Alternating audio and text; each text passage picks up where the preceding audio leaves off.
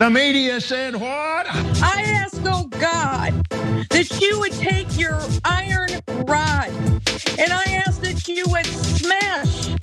Take your iron rod and smash it, smash it, smash it, smash it, smash it, smash it with your iron rod. Go ahead, girl. Strike and strike and strike and strike and strike and strike and strike. Smash it with your iron rod. And strike until you have victory. Smash it with your iron rod. Go ahead, girl. I hear a sound of abundance of rain. I hear a sound of victory. I hear a sound of shouting and singing. I hear a sound of victory. I hear a sound of an abundance of rain. I hear a sound of victory. I hear a sound of an abundance of rain. I hear a sound of victory. They want to make you drink Starbucks every day from now until forever. For I hear victory, victory, victory.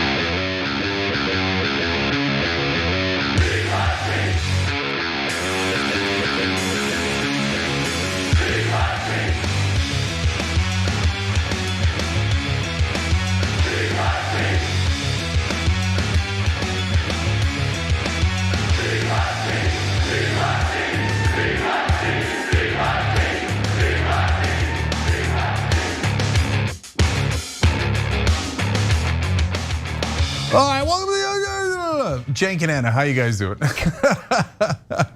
All right, I'm in a fun mood. All right, speaking of fun, hey, guess what we're gonna do next Tuesday at 7:30 p.m. Eastern? Dr. Cenk is in the house. So here's the situation. Oh my God. I love that one where I'm thinking about things and not on the right. All right, so these are, I'm gonna tell you how to be happy. Is that absurd? Of course it's absurd. But you're gonna watch it and then you're gonna be like, damn, that was actually really good. That was weird, right? And but you need to participate. So what we need from you guys is videos asking me questions, but not about politics, okay? This is totally off the board. About personal life, like imagine like I'm Dr. Laura, but a good guy, and don't worry, I won't yell at you, okay? In fact, I'll try to help you, okay? Do I have to clarify that I'm not an actual doctor? I don't have to clarify. Yeah, that, I think you probably should, just in case. Just in case. Okay. I do have a doctorate in kicking ass, though. All right, anyways, here's how you're gonna submit videos and questions. Go at tyt.com. Go at tyt.com, not that one. That's good, you should donate through that, that you're seeing the lower third. But this one is different. Go at tyt.com to submit videos, ideally comments if not. All right, and speaking of that URL, though, let me see a thermometer. Can I see a thermometer? Can I see how we're doing? Are we healthy? All right, we're 61,000. Can I see 62? We got to get to 200. Are we gonna make it? It doesn't look like it. We're at almost halfway through the month. We had an election, that didn't help. Okay, tyt.com/go.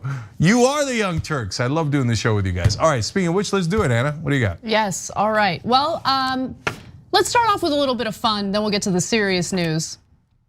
GOP Congressman Matt Gaetz can't seem to control himself when it comes to Tiffany Trump. Recently, she posted an image of herself in a bright red pantsuit in a strange location with repetitive, weird furniture in the background. But nonetheless, he seemed to really like it and quote tweeted it with a bunch of questionable emojis like the fire emoji, the heart emoji, and the happy face with heart eyes emoji, and even a thumbs up. Now, there is some question, there's some debate as to whether Matt Gaetz is setting a good example for his adult son, Nestor. But nonetheless, this isn't the first time he has put out such content. previously in May of 2020, he also responded to a Donald Trump tweet regarding Tiffany Trump graduating from Georgetown Law. And he said, Tiffany is a beautiful person inside and out. It's so great to see her success. Big things coming. Oh, geez, Lord mercy. Come on, man. Have some decency. You're a United States congressman. I mean, that was not veiled very well at all. Okay. Will someone please think of Nestor here? I know. You know? And I'm so glad you brought that up, because Tiffany's got to realize if she gets in a relationship, he's already got almost a grown son, and so she's got to adjust to that. She's got to be careful about that and stuff. Think about these things.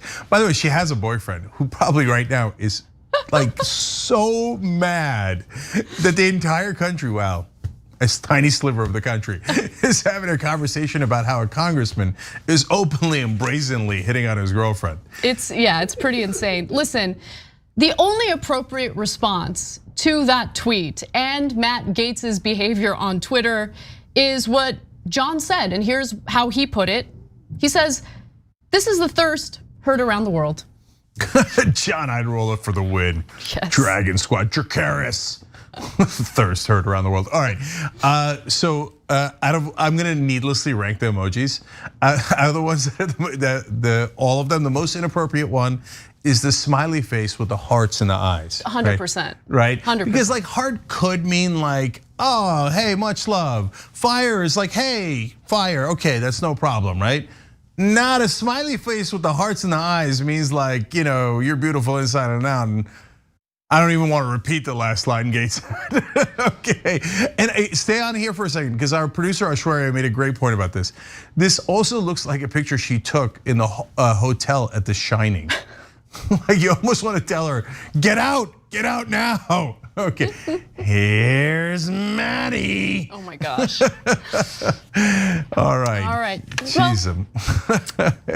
Now we get to the dumpster fire that is the serious news of the day. Thought we would just start off with a little bit of fun. So let's begin with Karl Rove. Karl Rove is whining about the fact that maybe if you were part of a team of people who enabled some of Donald Trump's worst characteristics and traits, you shouldn't be able to use your experience within the Trump administration to get other high-paying jobs. That was something that was proposed by Representative Alexandria Ocasio-Cortez, who tweeted, "Is anyone archiving these Trump sycophants for when they try to downplay or deny their complicity in the future? I foresee decent probability of many deleted tweets, writings, photos in the future." And there's like this, this sense that, hey, if you did enable Donald Trump, maybe you don't deserve a job within a government, a federal government that's led by a Democrat like Joe Biden. I don't think that's a far-fetched idea to have, but Karl Rove is very, very disturbed by this. Here's what he had to say. Former Obama campaign spokesman is now promoting an apparent effort to blackball Trump administration staffers. Tweeting, quote, "Caitlin Collins, who works for CNN, just reported White House staff are starting to look for jobs. Employers considering them should know there are consequences for hiring anyone who helped Trump attack American values." Karl Rove joins us now, a former White House Deputy Chief of Staff and a Fox News contributor. Karl, what do you think about that? Good morning.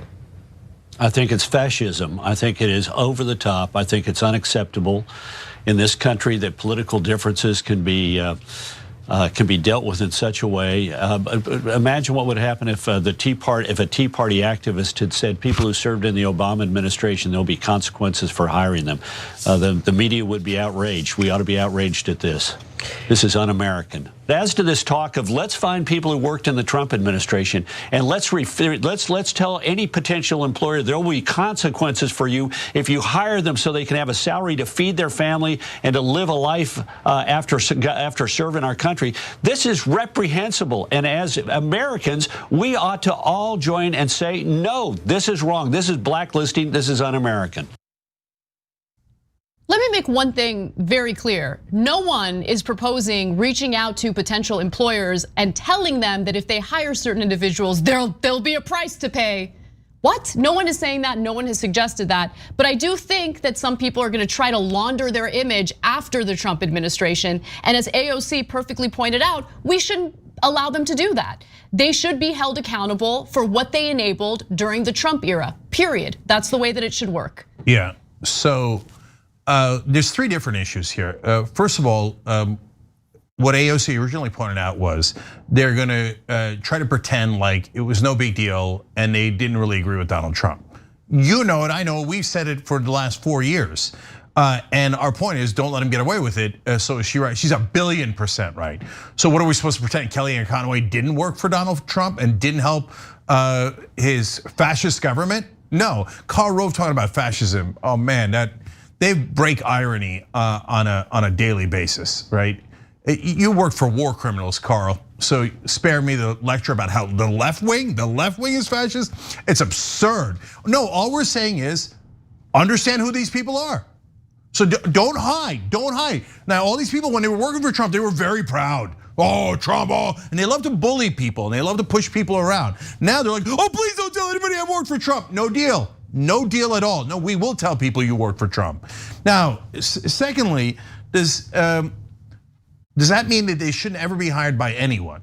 No, but should they be hired by Joe Biden or any Democratic administration? Hell no, why would you hire a Trump lackey, crony, bootlicker, idiot, fascist right winger? Why would any Democrat in their right mind ever do that? So the answer to that is hell no. So if these Trump people come around and go, oh, well, we should be hired by the government. No deal, no interest. Clean up, go home, all right? Go work for Bolsonaro or the Crown Prince of Saudi Arabia or some other fascist dictator that like the one you were trying to work for. And then in terms of the blacklist, like, hey, the third layer of this, an actual blacklist where you say, all right, no one should ever hire them. Let us note that that is exactly what the Democratic Party did to progressives. Literally, very literally. So they said if any progressive organization or company works with a primary challenger to an incumbent Democrat, they will be blacklisted forever and never get a job in this town again. And did Washington freak out? Did Fox News flip out? Did CNN flip out? Because Jake Tapper's flipping out too. He's like, oh no, my Republican friends, don't do this to them. Hey, Jake, did you do that when they blacklisted literally? And it wasn't like, hey, a tweet that's misinterpreted. It was an official policy of the Democratic Party. Did you flip out? No, because you don't have any friends in the cocktail circuit that are progressives. And they're outside of power, so you like to kick down, whether you're Karl Rove or Jake Tapper, you don't care, right? But Republicans do have power. So all of Washington is aflutter over this alleged blacklist. Oh my God, what will we do? Where will we get our millions of dollars? Oh, we're all brokenhearted over it. I mean, guys, remember, right now, they're in the middle of denying that Joe Biden won the election. They're trying, with zero evidence, trying to steal an election, end democracy, and destroy America. And we're supposed to have sympathy about their career prospects going forward. But to the people inside the club, it doesn't matter which team you were on. The only thing that matters is you're inside the club and you will always be protected. People outside the club with no power will always kick you when you're down and never help you. That's who Karl Rove is, and by the way, also who Jake Tapper is. So let's also note for the record that Donald Trump has threatened lower level staffers within the administration with firing them if they send their resumes out. So if they're looking for another job and they're not properly loyal to Donald Trump, he will fire them. Anyone who doesn't go along with everything that Donald Trump believes or wants gets fired from his administration, but that's okay. That's okay. Yeah. And it's such a great point. These are the guys crying crocodile tears over people not getting jobs. If a scientist said something that was true, Donald Trump would fire them on the spot if it didn't match his propaganda. He just fired the defense secretary because he wouldn't use the military in an illegal fashion against United States citizens inside the country. And he fired him because he hurt his feelings. And we're supposed to catch feelings on behalf of Trump loyalist cronies? Hell to the no. Okay, but keep crying, Karl. Keep crying, rest of mainstream media. You guys have no credibility at all. Not one of you spoke out against an actual blacklist in Washington. Well, One of the things that Karl Rove seems to be concerned about is the number of progressive lawmakers or progressives who just got elected to be lawmakers throughout the country. People like Jamal Bowman, Cori Bush. And so he brought out his whiteboard to fearmonger about them on Fox. Let's take a look at what he had to say. Then we got Cori Bush, Mrs. Bush from Baltimore, I believe it is, from Maryland. And she says she wants to fund social services by defunding the police and the military. In fact, in October, she tweeted, if you're having a bad day, just think of all the social services we're going to fund after we defund the Pentagon, end quote. That's the kind of representation we're now seeing taking up their membership in the U.S. House of Representatives and the Democratic Caucus. And that's why Nancy Pelosi is sitting there. Think about this. Nancy Pelosi just recently referred to herself about, she said, well, we're having in an instance, a controversy between the moderates and the progressives. When did you think you'd ever hear Nancy Pelosi described as a moderate? I mean, she was a left-winger when she came to Congress, and now the left wing is about 100 yards to the left of her. It's unbelievable what's happening to the House Democrats. Nancy Pelosi was a big fundraiser for the Democratic Party prior to her getting elected into Congress. She was always in favor of corruption. She was a big part of that corruption. To refer to her as left wing ever in her career is ridiculous. But anyway, that was amazing. Of course, a war hawk like Karl Rove would freak out at the thought of private military contractors getting some of their government funding cut so we can actually help provide social services for the American people, especially during a time when literally tens of millions of Americans are still unemployed because of the pandemic. But luckily, people like Cori Bush aren't about to get intimidated by war criminals like Karl Rove. And she's a fighter, and that was definitely clear during a recent interview on MSNBC. Let's hear what she had to say. This is not breaking up the caucus. Let me just say, we are fine. I have a relationship with all of the people on the caucus. A lot of them that are saying, that this was hurtful. But what's hurtful for me is the people in my community dying. What's hurtful is St. Louis being #1 for police killing since 2013 for 6 years straight, according to some research that we keep having this happen. We have this super aggressive police department, and they don't get to continue to just kill black folks in my community and I not say anything. So yes, defund your butts. Defund you. Take that money that we're using for MRAPs, the money that we're using for tear gas and stockpiling SWAT gear. We're going to take that money and put it into substance use programs. We're going to put it into education and mental health resources. We're going to take it and use it for our unhoused population. We are reallocating funds. I'm not trying to hurt anybody's district, anybody from keeping their seats. I'm not looking at feelings though. I'm looking at life. I'm not looking at feelings, I'm looking at life. I love it. That's why having people like Cori Bush unapologetically progressive in Congress makes a big difference. But if you notice, by the way, if she did mention her colleagues, because instantly, as soon as you win, the pressure begins. Oh, your beloved church colleagues. She talked about it later in the interview too. What about their districts? What about their districts? I told you, the second you win, no, you have to change your entire agenda. You have to not care about your own voters, and you only have to care about what conservative Democrats think. No deal at all. I love that Cori Bush says no deal. And if you're wondering what she was referring to with defund your butts, that's what Joe Manchin said. Joe Manchin said defund your police, defund your butts, or defund my butt. Well, actually, I'd love to defund whatever you have. Okay, that would make my day. But look at this guy. Of course, Joe Manchin, theoretical Democrat from West Virginia, on critical votes like ending the filibuster, he says, no, I'm with the Republicans. On non-important votes, I'll be with the Democrats, and then I'll get the idiot Democratic Party to support me being a wolf in sheep's clothing and helping the Republicans with all their framing. Oh, the Republicans are so right. They're so right. The police are awesome. The way they kill black people in this country is fantastic. I mean, look at how the disrespectful way that he talks. Doesn't care about minorities in this country at all, and says, I'll help Republicans to make sure that you guys get no protection. So I love that Cori Bush is striking back. But on Karl Rove, so oh my God, can you believe Nancy Pelosi is now considered a moderate? What did Nancy Pelosi ever do that was progressive? Literally, name it, you can't. Every mainstream media reporter is in love with her, and they'll be like, outraged. And then what? Name it. Name one thing she's done that's progressive. Oh, well, she got Romney care passed with a supermajority. Wow. Oh, I'll do a Pelosi on that one. Okay. So no, and at best, she has moved massively right-wing in her career after raising $720 million from donors. But I think Anna's right. She was right-wing from the beginning. Now her main bragging point about being progressive is, I have a poster of universal health care in my basement from the 1960s. And what have you done with it? Since the 1960s. What have you done with it? The only thing you've ever done is help Republicans defeat it. She is 100% against Medicare for all and universal health care. That's who Nancy Pelosi is. And then, bottom line though, the Rove appearance, I like it.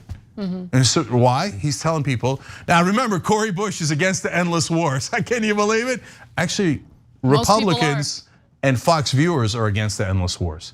She wants to spend less than the other 10 biggest countries, biggest armies combined.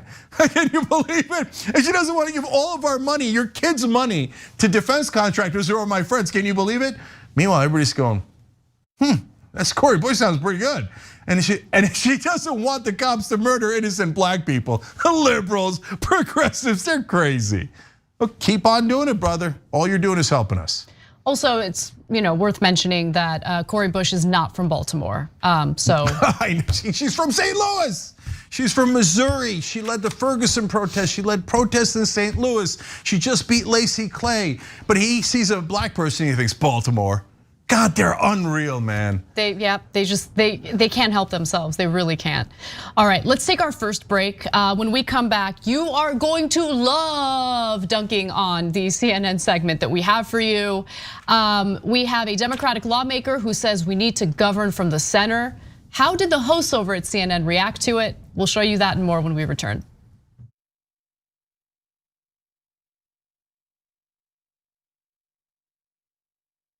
All contributions that go to tyt.com/go help spread the progressive message. So we want to thank you guys. So here are the folks we're thanking today.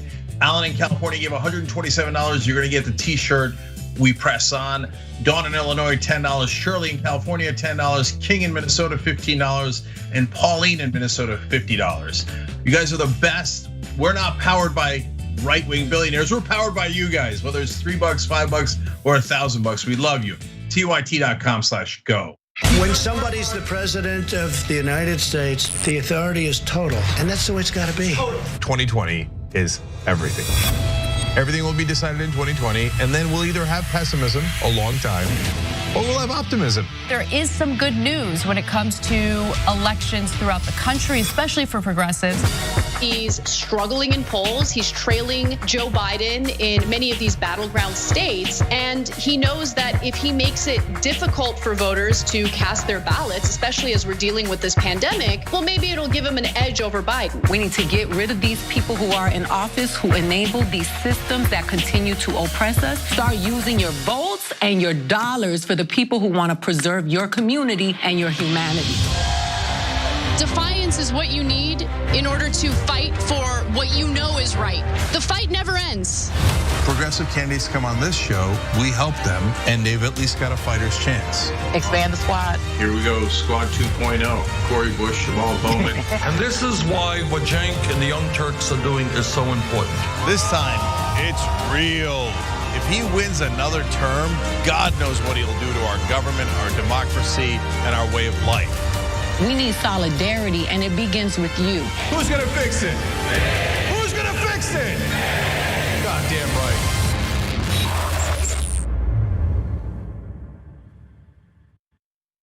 So this is what we call Rebel Headquarters. You guys built it, so we started putting your names all over the place. That's through all of our different campaigns, including the one now, tyt.com/go. I see your names everywhere I go. For example, we got this mic number 4, named Just Sion Cenk, like just saying Cenk. Brian Smith donated for this one. Thank you, Brian, I appreciate it. And then as we were about to shoot this, I noticed another mic with another label. I was like, oh, I haven't seen this. Hey, wait a minute, that's my mic, Cenk's mic. Mic 2, the Tom Wirtz Mostly Harmless Microphone.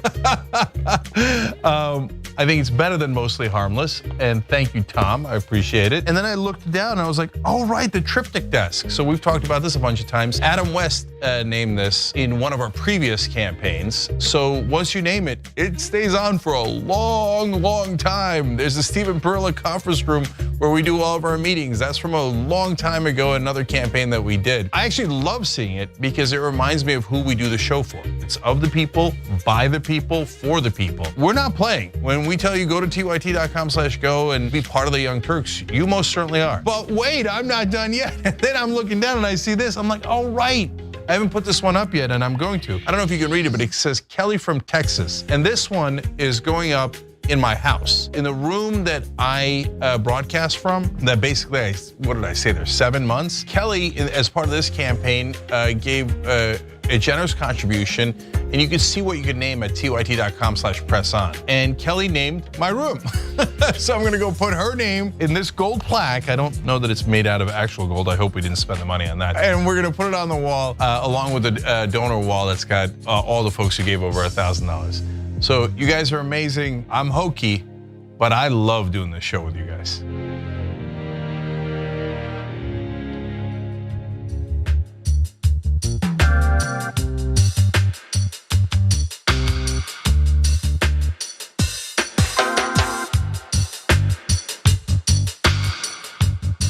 All right, back on the Young Turks. First, check out tyt.com/trees. For lots and lots of trees. No, it shows you how you're gonna save the world. Whoa, your change leads to real change. Check it out at tyt.com/trees. Okay, now let's check the thermometer real quick, see how we're doing. We were trying to get to 62,000, didn't do it. Went up by about 300, but didn't get to 62. Can I see 62? Is it possible? tyt.com/go, keep us healthy, strong, and get that progressive message out there. Thank you guys. A bad Mukerfuther writes in, he's in the member section. Apparently, establishment Dems' idea of police reform entails tone policing and thought policing progressives. Bingo, nice job. We're going to super chat. Gerald DeBose says, Salty Dragon and Justice Dragon, love you both, and thank you for doing what you do daily. Well, thank you, you make this show possible. And Teja writes in, I'd rather give money to TYT than some corporate stooge. TYT voices messages from multiple walks of life. We can't all agree on everything. Keep working towards a positive change, thank you. And then I like the last line, Cenk's a good guy. But thank you, you're a good guy. I appreciate it. Be a good guy, become a member. Don't be a bad guy, be a good guy. All right, hit the join button below on YouTube. And everyone else, tyt.com/join. And for the YouTube folks and Twitch folks, we put out your names on the ticker below, so check that out. Look at that, for example, and some of your comments. On Twitch, by the way, an anonymous cheer donated 1,000 bits. You're kind of awesome.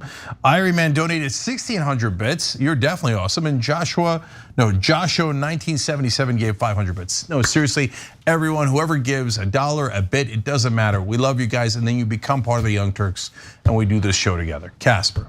All right. Democratic Senator Dick Durbin was on CNN this morning to talk about how he plans on leading and governing in the Senate, especially at a time when things are so polarized. And his answer was something that the hosts over at CNN absolutely loved. Let's see if you loved it though. House Democrats lost seats, and some moderate Democrats are blaming the progressive, the more left wing of the party. Did that hurt the party? Well, it was used by the Republicans very effectively in a lot of races. Even if Democrats had not said those words or gotten even close to the... But there were some Democrats in the House who did say those words. Here's what I think. You've got to govern from the center. We want to move toward the progressive agenda, of course. Expanding the opportunity for health care is a good example of that. But are we going to move straight into Medicare for all? Of course not. That's not on the horizon in a near term based on the results of this election.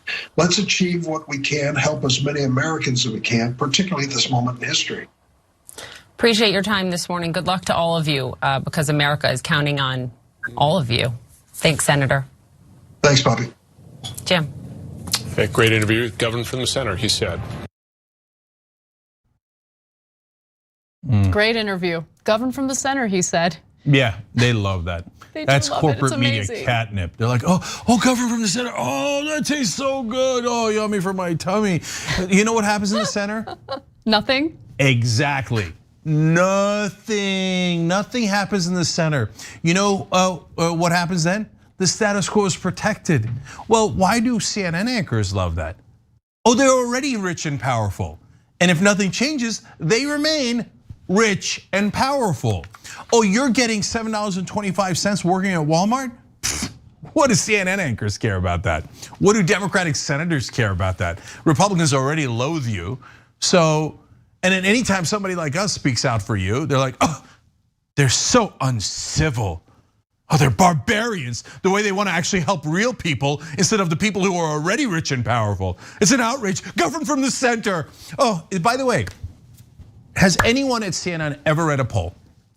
And I'm picking on CNN here because he was on CNN. I feel like that's all CNN does. No, not at all, Anna. That's not at all true. Like Nate Silver polls on the election. No. When it comes to polling of the election, the horse race, they're all over it. They love polls. You're right about that. But when it comes to polls about the issues, never. They'll even ignore their own polls. I remember when they had a poll that had over 70% popularity for the public option during Obamacare fight, and the segment after they showed their own poll, they said, now remember, the public option is very left wing and the country doesn't want it. Your own poll said over 70% want it. Right? Is over 70% of the country really left wing? No, they love the status quo. And then they wonder why people are mad at the establishment, why they pick populist candidates like Donald Trump. They're like, I don't get it. Well, that's because you're not paying attention. The center of the country is not the center of Washington. The center of Washington is massively right wing. Right now, does the country want universal health care? Absolutely. Any poll. Go read it on universal health care, and Americans are screaming, yes, we want it, right? But everybody on cable news, everyone in Washington is like, no, the drug companies, did I say drug companies? No, they have nothing. The billions of dollars that they have given to the cable companies in advertisements, and the billions of dollars they've given to politicians in campaign contributions and through lobbyists. They say, are you saying that billions of dollars would affect how we think? Yes, that's exactly what I'm saying. And yes, you are part of the corruption. You are. And so, and as usual, we have no choice. Dick Durbin in Washington, remember, he's the #2 Democrat in the Senate. In Washington, they say, oh, Dick Durbin's very left wing.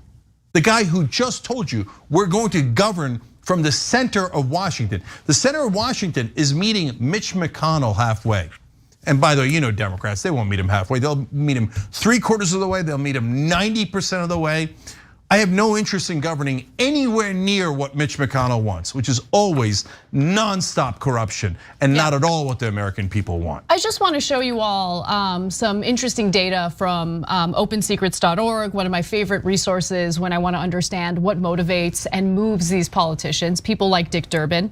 And if you look at his campaign funding between 2015 and 2020, it's broken down by top industries. And in that list of top industries, you will see securities and investment, of course. So he's always gonna look out for Wall Street as long as they're buttering his bread. But you also have health professionals, which is why he's so against Medicare for all. Listen, in this country with legalized bribery, it's not even about ideology anymore. We keep playing this game where we pretend as though people like Dick Durbin wanna govern, period. They're not interested in governing, they're interested in maintaining their position of power. I don't know why, because they don't do anything valuable with that. They don't do anything substantive with that power. But in order to maintain that position of power, they need to play ball with the private healthcare industry. They need to play ball with Wall Street. They need to play ball with the very industries that have a vested interest in keeping things the same. Nothing will fundamentally change because the elite have decided that they don't want it to change. And so that's why we find ourselves in this situation right now. And oh wow, what a surprise that CNN anchors who get paid handsomely for reading a teleprompter don't want to pay more in taxes, so they love hearing about Democrats who want to govern from the center. Okay. Yeah, look, I can show you literally dozens of polls where it very clearly shows the center of the country is very, very progressive on almost every issue. In fact, it's gonna be the first chapter in my book when it comes out. No joke, I already wrote it. It's an overwhelming case, okay? So now, I'll just give you one example for now. One of the most popular issues in the country is increasing taxes on the rich. It polls at over 80%. So that would be governing from the center, increasing taxes on the rich. Now, are you gonna hear that from any Republicans? No way. Are you gonna hear that from any CNN cable anchors? No way. Are you gonna hear that from Democratic leadership? No way. What happened to governing from the center? Oh, you didn't mean that. You meant governing from our pocketbooks because of the bribes that we got from all these different industries. We don't work for you, we work for them. Corruption has been legalized and none of the mainstream media told you about it. All right, well, let's move on to Trump's enablers because as we know, he still hasn't accepted the results of the election. Joe Biden still is not receiving intelligence briefings and the State Department is refusing to hand over various messages that Biden has received from foreign leaders who want to congratulate him on his win. Now, the reason why this is happening is because Donald Trump has refused to concede. And as a result, it is holding Biden back from being able to begin the transition process. And of course, these intel briefings are important. So as a result, you do have some senators who are saying, Trump is totally right in challenging the results of the election. But Biden should probably get these intel briefings. One of the people who made that argument was Senator James Lankford from Oklahoma. He made this argument during a recent radio interview. Let's take a look. I got to tell you, national security is a concern because Mr. Biden is not getting the briefings that a president-elect would normally be getting at this stage in the process. Yeah, and that should be resolved by Friday. GSA has to certify that election to start turning it around. The first day they can do that on the calendar is Friday. And when that occurs, they should actually step in. And I would tell you, I'm on a committee of oversight. I've already started engaging in this area. My first question was in 2000, what occurred in 2000 during that whole challenge? And what happened was President Clinton made available to, at that time, George Bush, the governor at that point, still in the process of running, the availability to start getting the briefings and to do that. There's nothing wrong with Vice President Biden getting the briefings to be able to prepare himself and so that he can be ready. The president's already getting those. There's nothing wrong with the former vice president getting those. Kamala Harris is on the Intelligence Committee. She has all the clearances that she needs to be able to do that. There is no loss from him getting the briefings and to be able to do that. And if that's not occurring by Friday, I will step in as well and to be able to push and to say this needs to occur so that regardless of the outcome of the election, whichever way that it goes, people can be ready for that actual task. So this is basically Republican senators trying to have their cake and eat it too. On one hand, they try to appease the president by pretending as though he has legitimate concerns about widespread election fraud, even though the Trump campaign has lost every single court battle on this very issue because they failed to provide any evidence of it. But at the same time, you have a few senators, including Lankford, who are saying, yeah, maybe these intel briefings need to happen with Joe Biden. And there are a few others. Lankford joins a handful of Republican senators who have said the Democrat ought to be allowed to at least partially move forward with the transition, including Senators Pat Toomey, Susan Collins, Mike Rounds, Marco Rubio, and just today, Chuck Grassley joined that list. But I think it's important for people to visualize how pathetic this is. So let's look at this fun graphic that shows you the number of GOP senators who have not acknowledged what the reality is versus the number of GOP senators who have acknowledged the reality of the election. Yeah, those four are the ones that said, yes, Biden has actually won the election. The rest, including Lankford and Grassley and them, say, well, I mean, maybe they should get the briefings, et cetera. But all these folks are still in the camp of nope. Even though Trump has presented absolutely no evidence in dozens of court cases about voter fraud, we are all going to pretend that he is not lying. We're all going to try to steal this election. We're all against democracy. all of the people that you're seeing there hate America, and they are right now 100% in favor of Donald Trump declaring himself the winner. They're all on that side, except for the ones with the check marks who have acknowledged, yes, this is in fact the results of the election. Rubio says maybe soon Biden should get intelligence briefings, but no, I still think Donald Trump is not wrong. Donald Trump right now tweeting like a raving lunatic that he won the election. He says, I got 72 million votes. Yes, but Joe Biden got 77 million votes. That's a fairly relevant fact that you left out, and you lost the Electoral College by a lot. And all of these enablers are saying, oh, you want to kill democracy and totally lie about it. Great, we're on board. And they say, well, a couple of weeks from now, we might get tired of trying to steal democracy when it looks like it's not going to work. But for the moment being, if there's still a 1% chance that we could end America, we would love to do that. I think there's a word for that in the English language, when you actually go against your own country and try to kill it from within. I think you know what that word is. And the same is true of Republican governors. Only a handful of them have acknowledged the reality of the election and its outcome. So let's take a look at that. As you can see, the majority of Republican governors refuse to acknowledge the outcome of the election, whereas about 5 of them have come out to acknowledge that Trump has lost. Only 5, and that includes Charlie Baker and also Governor-elect Spencer Cox of Utah, Mike DeWine of Ohio, Larry Hogan, and Phil Scott of Vermont. Those are the only ones who have come out to acknowledge that Trump lost the election. So what's driving me crazy about the press and the Democratic Party is we know with great certainty, it's all over the internet. You could check and read the actual transcripts of the court cases yourself. Trump's lawyers don't want to be disbarred, so they're not allowed to lie in open court, otherwise their career is done. So the judges will ask them, okay, this is the moment in the case when you present evidence of fraud. And they say, we don't have any. And the judge says, wait, are you saying you don't have any evidence of fraud? And the lawyer says, yes. Why are you here? Because Trump sent them just so he could say he's in court. Oh, you wouldn't believe the fraud. You wouldn't believe the fraud. Yet you're right, I wouldn't believe it because you sent your lawyers and they admitted all over the country in every case that they have 0 evidence of fraud. So now, press and Democrats, do you want to call the Republicans what they are? All of those Republicans know that for a fact, not the voters. The voters are rubes. They're like, oh, I think he won. They don't know, okay? So in a weird kind of way, I guess I'll let the Republican voters, I think they're less culpable than these Republican politicians who know for a fact that Donald Trump is lying, that Donald Trump is trying to steal the election, and that Donald Trump would end democracy today if he could. And they're saying, well, if we keep power, I would love it if you ended democracy. That's what every one of those Republican senators and governors are saying.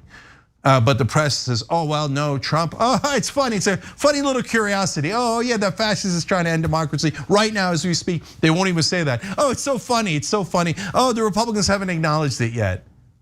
It's not funny, it's not a little curiosity. If he had any ability to do it, he would do it like that. Oh, it's actually a minor miracle that in a country of 330 million people, they can't find any fraud, right? Let alone enough to overturn states like Pennsylvania, where Biden has a nearly 50,000 vote lead. All of this is preposterous. Every one of those Republican senators is a liar and hates this country and would overturn our democracy in a second. They're tyrants and they should be called as such, but the press doesn't have the courage to do that, and the Democratic Party never ever makes their own case. And then they wonder why they lose to Republicans. This was your moment to tell the whole country and prove it beyond a shadow of a doubt that the Republican Party is un-American, that they prefer power to democracy. They're sick. All right, when we come back from the break, one of my favorite topics is how all of these strong men surrounding Donald Trump are so easily intimidated by one of the most idiotic buffoons on the planet. So we'll give you the details on that and how National Security Advisor Robert O'Brien can't even handle Donald Trump. Sad. Come right back.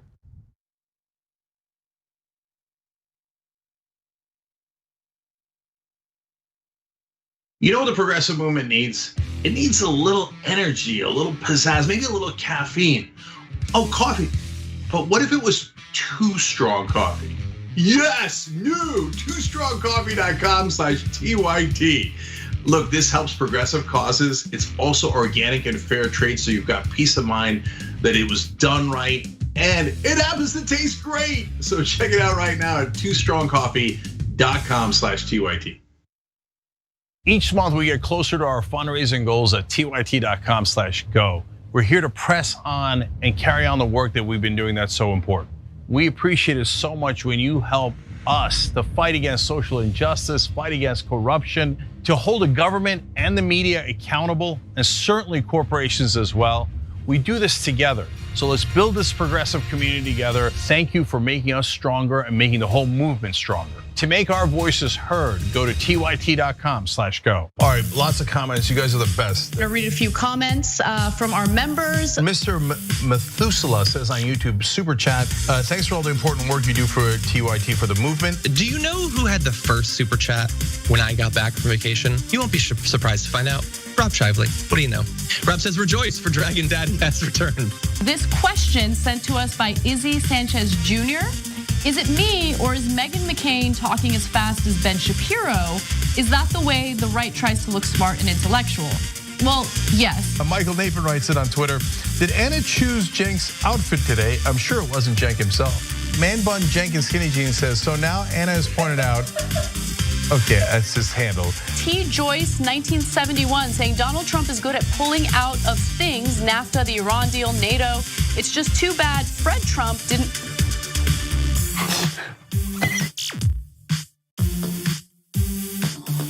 Cool news, shoptyt.com now has books. There's a whole bunch of books there. You're gonna be shocked to find out that they're largely progressive. Of course! Ryan Grimm's book, We've Got People, is there. It's fantastic. It's a story from Jesse Jackson to Bernie Sanders to AOC that explains the progressive movement probably better than any book I've ever read. Speaking of awesome books, my dad's got a book out called The Original Young Turk, where he goes from the poorest olive farmer you ever met in your life to living the American dream. PragerU is a right-wing media outlet that gets $20 to $25 million a year from billionaire backers. TYT doesn't have billionaires cutting us checks, but the good news is that we don't need them. Okay. Bring it down. TYT can beat the right-wing media and their billionaire funders with contributions of just $200,000 a month from TYT fans donating to TYT.com/go. And we're already halfway to our goal. Look, whether you give $3 or $3,000, your contribution helps us press on. And it might sound like it's a lot of money, but remember, it's only 10% of what they get from billionaires in these giant checks. And with 10% of their money, we're mauling them. And we can continue to get that progressive message out to everybody. And since we're only accountable to you, our fans, and not the corporate backers, we can cover topics like Medicare for all, Green New Deal, and definitely getting money out of politics without having to look over our shoulder at which donors we might be upsetting. That is liberating. You guys liberate us. The Pragers of the world are accountable to the billionaires that give them money, and in turn, what do? They deliver propaganda on their behalf. We deliver the truth to our audience and are only accountable to you. We are the microphone of the progressive movement. Help us keep going by making a contribution today at TYT.com/go. Let's go beat those billionaires together.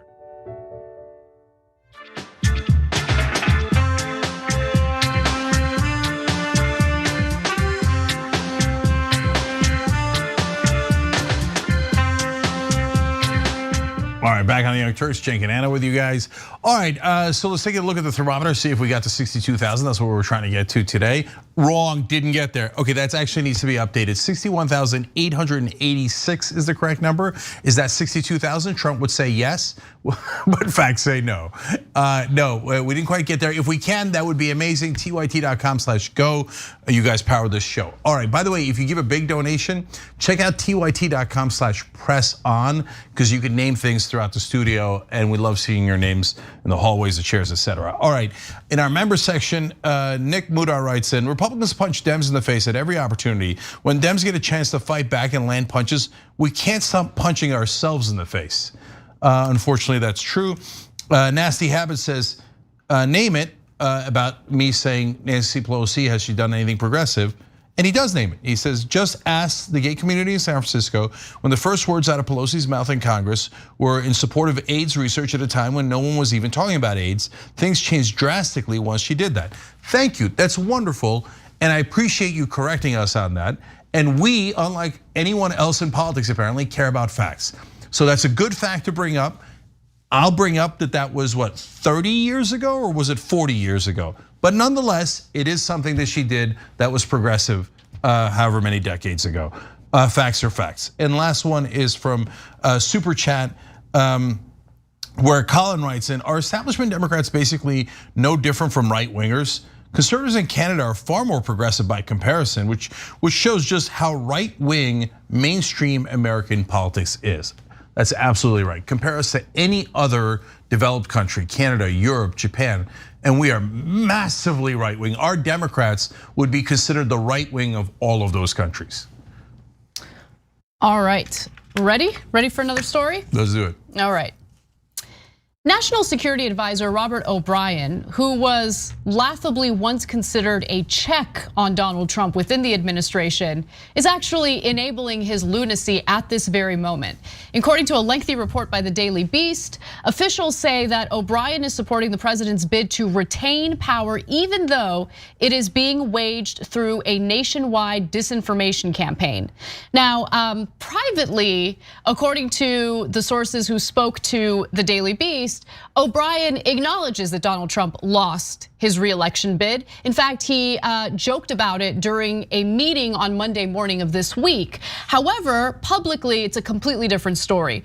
O'Brien has pushed national security officials to publicly embrace the absurd Trump message that the election has not been certified and that there are still legal battles playing out across the country that could turn in the president's favor. But we all know that that's not true. We all know that Trump lost several states that he desperately needed in order to win the election, not by a few points, but by tens of thousands of votes in some cases. And even if you find a few isolated instances of voter fraud, which by the way, they still have not, you can't prove any widespread voter fraud, which is what Trump would have to prove. That's why all of the challenges that the Trump campaign has brought to court so far have been tossed out of court because there's no evidence. Anyway, let me give you more. One national security official told the Daily Beast, quote, if you even mention Biden's name, that's a no-go, you'd be fired. Everyone is scared of even talking about the chance of working with the Biden transition. Asked if officials in the White House feel comfortable saying Biden's name in the West Wing, one senior White House official said half jokingly, sure, you can say his name if you're talking about who lost the election to the president. Think about how pathetic this is.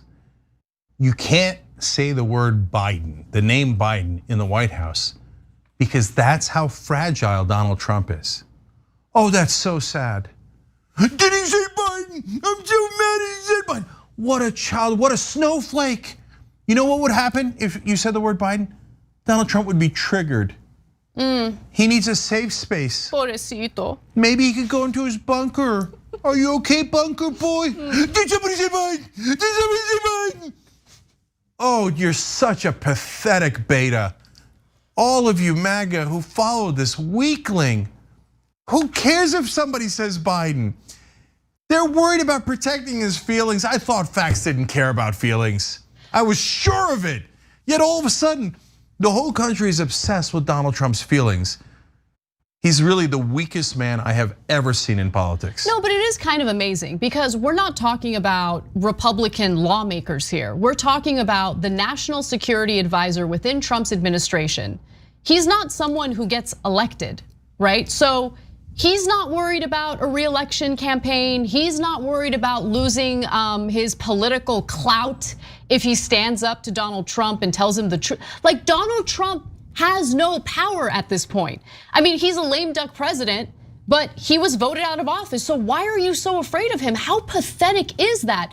By the way, a recent Reuters Ipsos poll found that 80% of Americans believe that Biden won the election. okay? And that includes more than half of Republican voters, which is a good sign. I mean, I wish the percentage was higher among Republicans.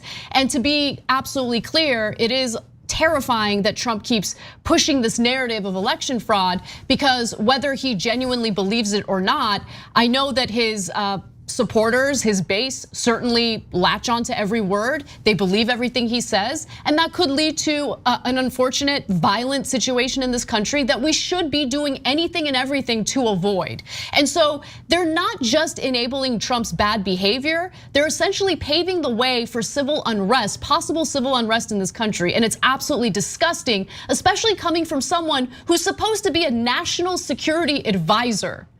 Jesus. Okay, so first of all, the 80% number is comforting. I'm surprised that it's that high, and I'm thrilled to hear it. But let's also note that about 40% of Republicans still don't think that Biden won. So that's a giant number. So that part is not at all comforting, and Donald Trump is nonstop egging him on. Now, do people inside the White House think that Donald Trump is either being honest or mentally stable, as he has said? No. I'd love to read you the next quote. A GOP source told the Daily Beast, "It's like dealing with a lunatic on the subway. Everyone just kind of sits and stares ahead and pretends that they can't hear him and waits for him to eventually get off." So the White House currently is almost literally like an insane asylum, where if you mention a magic name, the chief lunatic goes nuts and starts to fire people, lash out at people. So everybody's walking on eggshells like, oh, I wonder if we're gonna trigger the lunatic. And now they're literally saying it. He's like a lunatic that we have to deal with. And yet 40% of Republicans are like, oh no, I think the lunatic's right. I think the emperor does have clothes on. And everybody inside the White House has to pretend that he won. That's so sad. Oh God, just, I know you don't have a backbone. If you're one of those minions who works for an idiot lunatic like Trump, and all you've ever done is gotten ahead by licking his boots, you're the saddest, most pathetic guy. And now you have to spend the next 2 months going, no sir, of course sir, you won sir. Oh, I love how they've been unmanned. The whole party is pathetic. All right, well, I want to go to someone who isn't pathetic at all, and it's a lieutenant governor. So, Pennsylvania Lieutenant Governor John Fetterman is nothing like his feckless counterpart from Texas. In fact, he refuses to enable any of Donald Trump's terrible behavior and his unwillingness to accept the results of the election. So recently in an interview with CNN's John King, Fetterman mocked Trump's unfounded claims of voter fraud. Let's watch. Bottom line, if ifs and buts were candy and nuts, the president would be on deck to have a better Thanksgiving than he's going to have. You know, math doesn't care about his feelings, doesn't care about anyone's feelings. The math in Pennsylvania is damning for the president. Like, these contested late ballots, 10,000, like, oh no, we're going to take that to the Supreme Court. Like, take it to the Supreme Court. You know what? Spot the president, all 10,000 for all I care, because the vice president is going to be up 50, 60,000 votes when all the counting is done, if not more. The bottom line is that there is no truth to any of this. And at some point, we all have to collectively accept that yelling voter fraud when there is no evidence whatsoever of it is yelling fire in a crowded theater, and it is harming the democratic franchise of our country and the peaceful transition of power, and we cannot accept that. Now, he took the fight over to Twitter as well. I just want to read you this tweet because he decided to go after Lieutenant Governor Dan Patrick of Texas, who has offered an up to $1 million reward for anyone who finds instances of voter fraud, and that individual ends up getting prosecuted and convicted of voter fraud. Well, in response to that, John Fetterman said this: "Hey, Governor Patrick, it's your counterpart in Pennsylvania. I'd like to collect your handsome reward for reporting voter fraud. I got a dude in 40 Fort, Pennsylvania, who tried to have his dead mom vote for Trump. I'd like mine in Sheets gift cards, please. P.S. The Cowboys blow." All right, Fetterman was on the Young Turks when he was running. Some of you contributed to him and volunteered for him. Thank you. That's a badass Democrat right there. It turns out it's possible. And to the rest of the Democratic Party.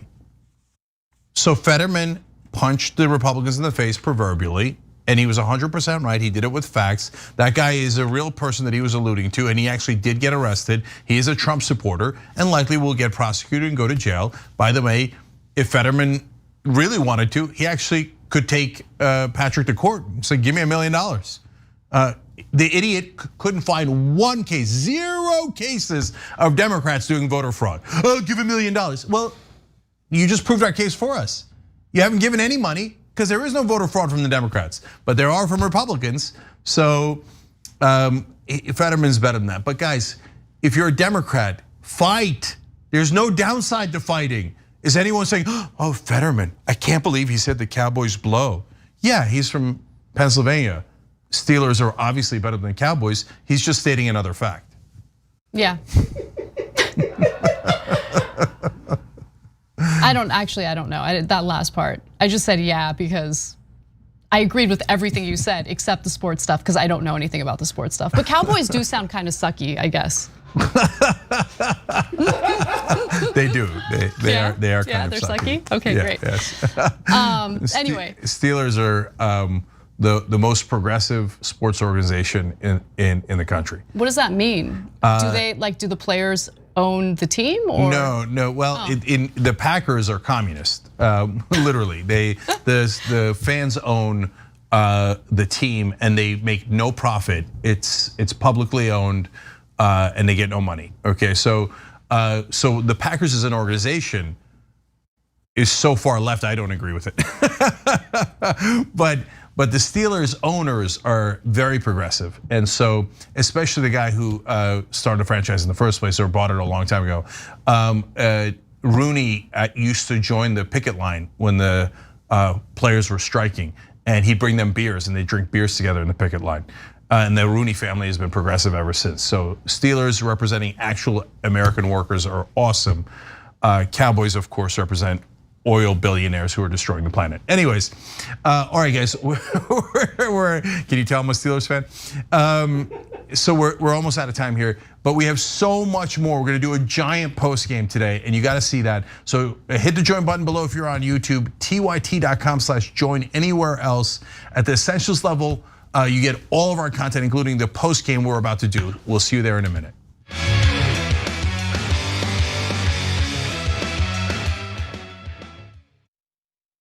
We are on to something that is going to be amazing, but what we need is your help. The number one problem is there's too much power in too few hands. Every single problem that we have can be traced back to dark money. They take large donors, they serve large donors. So these handful of gatekeepers try to dictate everything. Like all of you already know, they don't work for you, they work for their donors. So fire them and hire people who will only work for you that say no corporate backed money. We are going to change the way we elect candidates in this country. Uncorrupted Democrats. We're gonna fight for the issues and win on policy. This is incredibly personal. We need free health care.